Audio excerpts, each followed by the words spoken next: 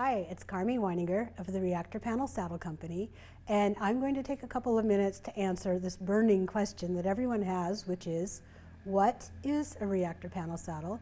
How does it work and how is it different? So I'll give you a little bit of a tour. We'll start with the saddle top. This is a model we make for trail riding. It's called the VSD Summit.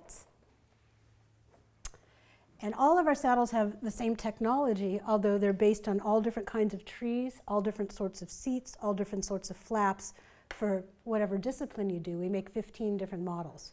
We begin with the tree, which is inside the saddle. And these plates, these flat parts, show you the angle and contour of the front of our tree.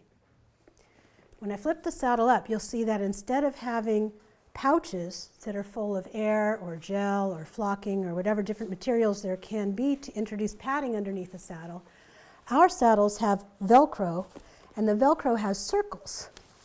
And the circles, all 4 of them, are designed to accept rubber discs. The rubber discs come in 3 different profiles: a thin 1/2 inch, a medium 3/4 inch, and a thick 1 inch. All of them are made of sorbethane, which is a patented and very dense rubber.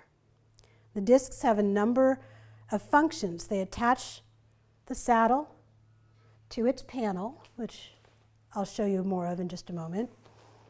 They also, because they're a dense rubber, act as a shock absorber. And finally, because they're on Velcro, they can be almost infinitely repositioned, which is how we get a custom fit. And I'll show you that in a moment too. So the panel is kidney shaped. And if you've looked at any of our videos that show you how to chart the area available to saddle, you'll see that this curved top line follows the wither down to the back of the horse. And this contoured bottom also follows the true angle of the flare of the rib cage. And these panels are quite flexible and quite soft. When assembled, the saddle, and this would be a dressage model, has the panel underneath. You can see the front edge in the front and the back edge around the saddle in the rear. If you look at the front, you'll see the attaching discs here and here.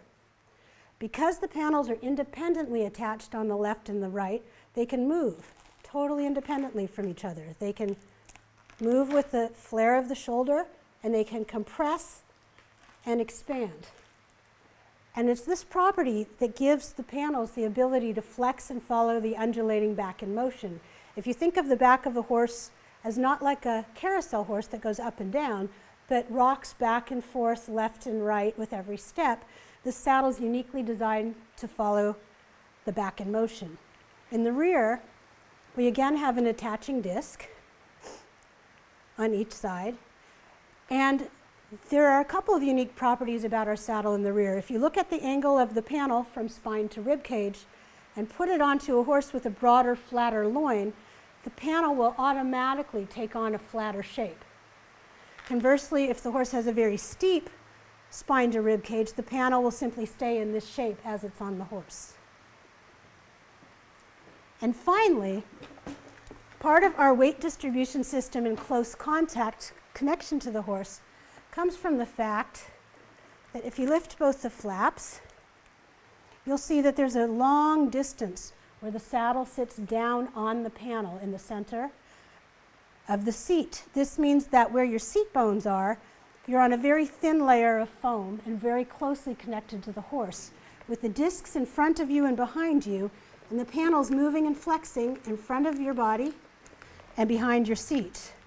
But with a great deal of close contact and stability in the center, you're not at all up in the air, podiumed on these discs.